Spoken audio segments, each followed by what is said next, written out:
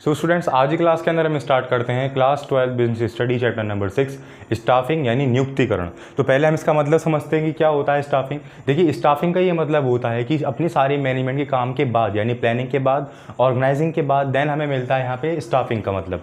यानी कि जब हमने प्लानिंग कर ली कि हमें क्या क्या चीज़ें करनी है, जब हमने ऑर्गेनाइजिंग का काम कर लिया कि हमें कैसे कैसे करना है, अब तीसरा काम जो आता है वो ये है कि जो हमने काम डिसाइड किया है कि कैसे कैसे करना है, अब उसकी जगह पे वहाँ पे एम्प्लॉयज़ भेज दिए जाएँ या फिर अपने लोग भेज दिए जाएँ ताकि वो उस काम को परफॉर्म कर सकें। तो वहाँ पे हम क्या करते हैं, चयन करते हैं अपने सब लोगों का, यानी नियुक्तिकरण करते हैं। यानी जो खाली पोस्टें होती हैं हमारी अपने काम के अंदर, उनको हम भरना शुरू कर देते हैं लोगों के साथ, उनकी कैपेबिलिटी के मुताबिक उनको काम देना हम शुरू कर देते हैं, उसको बोलते हैं स्टाफिंग। ठीक है, तो यहाँ मैंने डेफिनेशन लिखी है तो उसको पढ़ते हैं। The managerial function of the staffing involves the filling and keeping filled position in the organisation structure. यानी कि अपने ऑर्गेनाइजेशन के स्ट्रक्चर को फिल करने का काम करता है बेसिकली अपनी मैनेजमेंट के। देन मैं हिंदी वाले स्टूडेंट्स के लिए मैंने यहाँ लिख रखा है कि संगठनिक ढांचे के नियोजन और चुनाव के उपरांत प्रबंधन प्रक्रिया का अगला चरण संगठन में रिक्त पदों को भरना होता है। यानी कि जैसे मैंने आपको बताया कि हमारे जो दो काम होते हैं अपनी मैनेजमेंट के, पहला प्लानिंग देन ऑर्गेनाइजिंग, उसके बाद हमारा तीसरा काम आता है स्टाफिंग का। उसका मतलब क्या होता है, अपने जो खाली स्थान होता है एक तरह से उनको भरना। ठीक है, तो इस प्रबंधन की प्रक्रिया को नियुक्तिकरण भी कहा जाता है। तो ये था बेसिकली हमारा इंट्रोडक्शन स्टाफिंग का। स्टूडेंट्स, अब हमें नेक्स्ट पार्ट मिलता है फीचर्स ऑफ स्टाफिंग। तो क्या क्या हमारे फीचर्स होते हैं स्टाफिंग के, तो सिंपल फीचर्स हैं। फर्स्ट फीचर आता है हमारे पास filling and keeping filled the posts, यानी बेसिकली हमारी जो खाली पोस्ट होती है उनको भरना। ठीक है, सेकंड ये आता है begins the work force planning, यानी कि जो हमने प्लानिंग करी है उसके ऊपर आप काम शुरू कर देना फोर्सली। थर्ड आता है focus on maintain satisfactory workforce, यानी कि हमारा फोकस रहता है पूरा मेंटेन करने में हर एक फोर्स को सेटिस्फैक्ट्री, ठीक है, तरीके से। फिर फोर्थ आता है हमारे पास related to any combination of employees, यानी कि इसके अंदर हर एक कॉम्बिनेशन का एम्प्लॉइज हमें मिल जाता है। डेली वेजेस वाले ही मिल जाते हैं, महीने वाले ही मिल जाते हैं, साल वाले ही मिल जाते हैं। तो यहाँ पे हमारा क्या होता है, कॉम्बिनेशन रहता है काफ़ी एम्प्लॉइज का। फिफ्थ आता है हमारे पास recognise the importance of every single person, यहाँ पे रिकॉग्नाइज कर सकते हैं हम हर एक मतलब इंपॉर्टेंस के लिए एक सिंगल पर्सन को जो कि उसकी ट्रेनिंग ले चुका हो, जो उसकी एक्सपीरियंस गेन कर रखा हो। ठीक है, जो कि हमने पढ़ा था अभी लास्ट क्लास की वीडियो में। देन लास्ट में आता है हमारा कंटिन्यू प्रोसेस, जो कि कॉमन फीचर है हर एक पार्ट ऑफ मैनेजमेंट का। तो हमारी जो स्टाफिंग होती है वो कंटिन्यू प्रोसेस होता है। बेसिकली जो हम स्टाफिंग कर देते हैं वो ये नहीं कि अगर कोई भी हम स्टाफिंग कर रहे हैं जिस किसी को भी अगर हम नियुक्त कर रहे हैं किसी भी पद के ऊपर, तो वो एक हफ्ते में चला जाएगा। अगर वो चला जाता है तो उसकी जगह पे एक और आने के लिए हमेशा तैयार रहता है। तो ये हमारा कंटिन्यू प्रोसेस बना रहता है। ये थे हमारे कुछ फीचर्स। अब हम देखते हैं इंपॉर्टेंस। फ्रेंड्स, अब हमें देखने को मिलती हैं कुछ इंपॉर्टेंस ऑफ स्टाफिंग। तो फर्स्ट ऑफ ऑल आती है हमारे पास helpful in discovering and obtaining competent personnel. इसका मतलब ये है कि अपने एम्प्लॉयज़ का चयन करने में, उनका नियुक्तिकरण करने में उनकी जगह के मुताबिक, उनके पदों के मुताबिक यहाँ पे क्या होती है, हमें फैसिलिटी मिल जाती है। यानी जो भी जिस टाइप का पद होता है हम उसी की कैपेबिलिटी के मुताबिक हर एक एम्प्लॉयज़ को ढूंढते हैं या फिर उसी के हिसाब से कट ऑफ निकालते हैं। तो ये हमारे इसमें बेनिफिट बना रहता है। ठीक है, यानी कि हर एक पद के लिए एक बेहतर इंसान हमें मिल जाता है। देन हमें सेकंड मिलता है हेल्पफुल इन बेटर परफॉर्मेंस, यानी कि बेटर परफॉर्मेंस परफॉर्म करने के लिए हमें काफ़ी हेल्पफुल रहता है स्टाफिंग का वर्क। देन आता है हमारे पास helpful in continue survival growth of the enterprises, यानी कि इसमें हमारी ये हेल्पफुल बना इसलिए रहता है क्योंकि ये क्या रहता है, continue survival growth of the enterprises, यानी हमारे एंटरप्राइज का कंटिन्यू ग्रोथ बनाए रखता है। देन हमारे पास फोर्थ आता है helpful in optimum utilisation of the human assets, यानी कि ऑप्टिमम यूटिलाइजेशन हम कर सकते हैं हर अपने ह्यूमन एसेट्स की, यानी एम्प्लॉयज़ की। यानी कि उनको काम पर लगा के अपने, जब वो बेसिकली वो हम क्या कर रहे हैं, उनको सैलरी दे रहे हैं, वो हमारे लिए काम करके दे रहे हैं। ओवरऑल घूम फिर के जो वो काम कर रहे हैं उससे हमारा ऑर्गेनाइजेशन को भला हो रहा है। ठीक है, तो ऑर्गेनाइजेशन को जब फ़ायदा हो रहा है तो ऑर्गेनाइजेशन क्या हो रही है, ग्रोथ कर रही है। तो बेसिकली यहाँ पे ह्यूमन एसेट्स को हम अच्छी तरीके से यूटिलाइज कर लेते हैं। देन आता है हमारे पास fourth helpful in improving job satisfaction and the more of employ, यानी कि स्टाफिंग के वर्क से सिर्फ और सिर्फ ऑर्गेनाइजेशन का भला ही नहीं होता, सभी लोगों का ये भला होता है। क्यों, यानी कि जब कोई भी ऑर्गेनाइजेशन अपने ऑर्गेनाइजेशन के लिए, अपने एंटरप्राइजेस के लिए एम्प्लॉय मांगेगा तो बेसिकली ज़्यादा से हमारा एम्प्लॉयमेंट बढ़ेगी, अनएम्प्लॉयमेंट कम हो जाएगी। तो बेसिकली इसमें सेटिस्फैक्शन पूरी हो जाती है हमारी हर एक एम्प्लॉयज़ की, क्योंकि उन्हें जॉब मिल जाती है। ठीक है, तो ये थी हमारी कुछ इंपॉर्टेंस ऑफ स्टाफिंग। देन हम आगे बढ़ते हैं अपने नेक्स्ट टॉपिक के ऊपर। सो स्टूडेंट्स, अब हमारे पास नेक्स्ट टॉपिक मिलता है हमें specialised duties and activities of human resources management. यानी कि यहाँ पे हमें ड्यूटीज़ एंड एक्टिविटीज़ बता रखी है ह्यूमन रिसोर्स मैनेजमेंट यानी कि HR की। तो बेसिकली जब हमारे एंटरप्राइजेस के अंदर किसी भी जॉब की रिक्वायरमेंट पड़ रही है, किसी भी एम्प्लॉय की रिक्वायरमेंट पड़ रही है, तो वो हमें कौन बताता है? वो हमें HR बताता है, ठीक है। या फिर HR को कौन बताता है? टॉप लेवल मैनेजमेंट बताती है। तो बेसिकली ये जो हमारी ड्यूटीज़ बता रखी हैं जो कि परफॉर्म करती है, वो कौन करता है? ह्यूमन रिसोर्स मैनेजमेंट यानी कि HR मैनेजर। वही बताता है कि हमारी कंपनी के अंदर इन सारी जॉब्स की रिक्वायरमेंट है, हमारी कंपनी के अंदर इतने एम्प्लॉयज़ की रिक्वायरमेंट है, या फिर इतने वेजेस हम देंगे इतने एम्प्लॉयज़ को। तो बेसिकली ये सब चीज़ें सारा डेटा हमारा किसके पास होता है? HR के पास होता है, और वो ही इशू करता है। तो थोड़ा सा पढ़ते हैं इसके बारे में। तो human resource management as a wider term as a compare to staffing, यानी कि ह्यूमन रिसोर्स मैनेजमेंट का जो काम है वो काफ़ी बड़ी टर्म के अंदर है compare to staffing. It includes staffing record. इसमें सबसे पहले इंक्लूड तो यही है कि स्टाफिंग यानी रिक्त स्थानों को भरना, ठीक है। सेकंड ये है कि रिकॉर्डिंग रखना सबकी, personal policies and formulation, conducting process, research, providing expert service etcetera. यानी कि एक तो हमने नाम दे दिया कि भाई स्टाफिंग यानी नियुक्तिकरण, खाली स्थानों को भर देना है हमें, जो जो हमारी कंपनी के अंदर खाली पद हो रहे हैं उनको भरना। बट उससे भी काफ़ी बड़ी टर्म है हमारी किससे? ह्यूमन रिसोर्स मैनेजमेंट की। यानी कि उसका काम सिर्फ स्टाफिंग करना ही नहीं होता, उसका काम ये भी होता है कि सभी का रिकॉर्ड रखना, सभी की पॉलिसीज़ एंड फॉर्मुलेशन का ध्यान रखना, उनको समझाना, उनके रूल्स एंड रेगुलेशन, उनकी कंडक्टिंग पर्सनल रिसर्च रखना, प्रोवाइडिंग एक्सपर्ट एंड सर्विसेज को देखना कि किस एक्सपर्ट की किस सर्विस की हमारी कंपनी के अंदर नीड है। तो काफ़ी बड़ी टर्म है हमारी किसकी? ह्यूमन रिसोर्स मैनेजमेंट की। उसके कुछ काम है यहाँ पे जो मैंने लिख रखे हैं। तो फर्स्ट आता है रिक्वायरमेंट, यानी कि भर्ती को देखना कि किस तरीके की भर्ती की ज़रूरत है हमारे पास।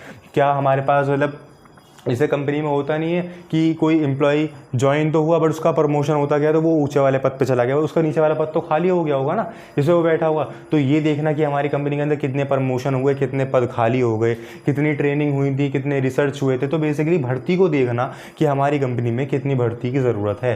फिर एनालाइजिंग जॉब, यानी जॉब्स को एनालाइज करना कि बेसिकली हमारी जॉब्स में कितनी ज़रूरत है या कितने पर्सनस को हमने अपने काम पर लगा रखा है। ओवरऑल उसमें सब चीज़ आ सकती है, ट्रेनिंग भी आ सकती है, रिसर्च आ सकती है। देन हमें मिलता है developing compensation and incentives in plans, यानी कि जो हमारा HR मैनेजर होता है वो डायरेक्टली कनेक्ट रहता है टॉप लेवल मैनेजमेंट से। टॉप लेवल मैनेजमेंट के जो भी प्लान्स होते हैं उसी प्लानिंग के मुताबिक हमारा पूरा बिजनेस क्या करता है? रन करता है। तो उसी के मुताबिक ही हमें अपने कंपनीज के अंदर, अपने एंटरप्राइजेस के अंदर क्या चाहिए होते हैं? एम्प्लॉयज़ चाहिए होते हैं। तो हम जो काम करते हैं वो इंसेंटिव्स प्लान्स के ऊपर करते हैं। तो इसलिए हमारा क्या रहता है? डेवलप रहता है कंपनसेशन एंड इंसेंटिव प्लान्स, यानी कि प्लान्स के ऊपर स्टाफिंग करना।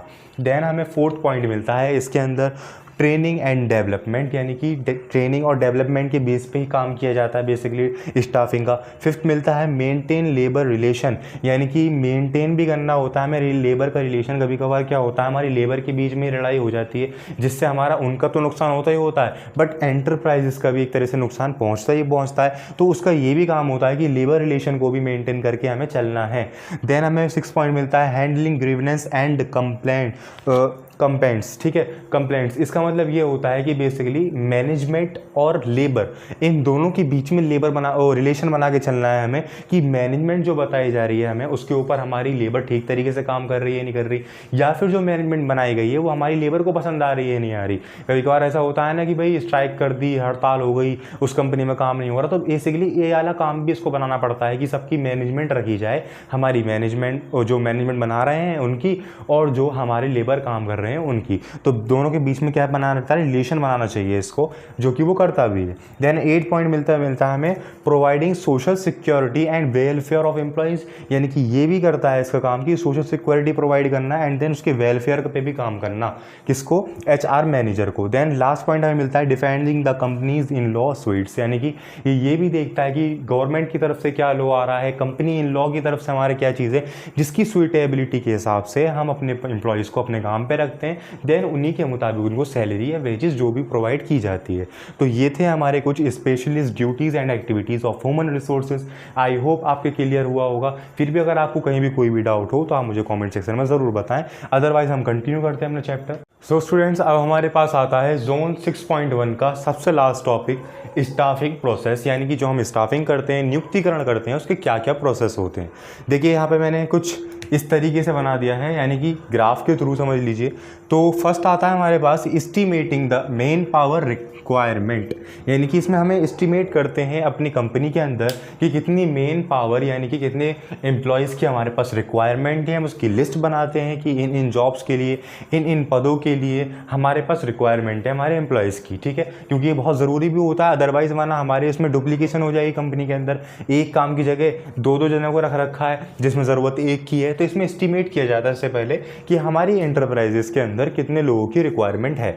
देन रिक्वायरमेंट के बाद उनको दी जाती है जॉब, यानी रिक्वायरमेंट हमने बता दी, लोगों ने फॉर्म भर दिए और हमारे यहाँ जॉब करने आ गए, यानी भर्ती हो गई उनकी हमारी कंपनी के अंदर एंटरप्राइजेस में, ठीक है। देन आता है यहाँ पे सिलेक्शन, यानी कि भर्ती तो हो गई कि भाई सभी आते हैं भर्ती देने, और भर्ती होने के बाद उनका किया जाता है चयन, यानी सिलेक्शन किया जाता है। अब वो सिलेक्शन कैसे किया जाता है, उनका इंटरव्यू लेके, यानी कि भर्ती उन्होंने कर ली, अब हम लेंगे उनका इंटरव्यू कि उनको कितना एक्सपीरियंस गेन है, कितने उनके पास नॉलेज है, और वो जिस पद के लिए आए हैं वो उस पद के लिए ठीक हैं भी या नहीं। तो यहाँ सिलेक्शन किया जाता है विद यूज़ ऑफ इंटरव्यू, ठीक है। देन हमारे पास फोर्थ आता है प्लेसमेंट एंड ओरिएंटेशन। प्लेसमेंट का मतलब ये होता है कि यानी जब हमारा एम्प्लॉयज़ यहाँ से भी पार हो गया, यहाँ से भी पार हो गया, यहाँ से भी पार हो गया, अब हम देंगे उसको प्लेसमेंट, यानी कि जिस भी जॉब के लिए वो परफेक्ट है उसको हम प्लेसमेंट दे देते हैं, यानी कि आप इस जॉब के लिए चुने गए हो, आप कल से इस जॉब पे आ जाना, ठीक है। बट प्लेसमेंट एंड ओरिएंटेशन ये दोनों वर्ड जो हैं वो अलग अलग हैं। दूसरे वाले वर्ड का मतलब ये है, देखिए फर्स्ट वाले का मतलब समझ गए, प्लेसमेंट उसको जॉब बता देना कि आप इस जॉब के लिए सिलेक्ट किए गए हो, आपको ये जॉब करनी है, आपको ये काम है, ठीक है। देन ओरिएंटेशन का मतलब होता है कि उनको इंट्रोड्यूस किया जाता है पूरी कंपनी के साथ, यानी कि हमारी ये कंपनी है, कंपनी के अंदर ये सारी चीज़ें होती हैं और भी इसको बहुत कुछ, तो उनको इंट्रोड्यूस किया जाता है कंपनी के साथ। जो हमारे सेलेक्ट हो गए हैं एम्प्लॉयज़, उसको ओरिएंटेशन बोला जाता है। देन हमारे पास फोर्थ के बाद फिफ्थ आता है ट्रेनिंग एंड डेवलपमेंट, यानी कि कभी कभार क्या होता है, हम जो एम्प्लॉयज़ सेलेक्ट करते हैं, चुने जाते हैं, नियुक्तिकरण होती है, पहले उनकी होती है अपने कंपनी के मुताबिक काम करवाने के लिए ट्रेनिंग। तो ट्रेनिंग की जाती है उनकी, कई बार होकर देखा होगा आपने, सुना होगा किसी के मुंह से कि भाई वो फला जगह ट्रेनिंग करने के लिए गए हुए हैं अभी, तो अभी ट्रेनिंग के बाद उनकी जॉब फिक्स्ड हो जाएगी। तो ट्रेनिंग होती है, ट्रेनिंग के बाद उनका डेवलपमेंट हो जाता है, बेसिकली जब वो गेन कर लेते हैं काफ़ी सारा एक्सपीरियंस। देन डेवलपमेंट, ट्रेनिंग हो गई, डेवलप्ड हो गए वो कम्प्लीटली, अब वो काम करने लग गए सिक्स्थ स्टेप पे, परफॉर्मेंस अप्राइजल, यानी कि काम भी उन्होंने स्टार्ट कर दिया। अब देखी जाएगी क्या उनकी परफॉर्मेंस, कि वो जिस हिसाब से काम कर रहे हैं वो ठीक तरीके से कर भी हैं या नहीं।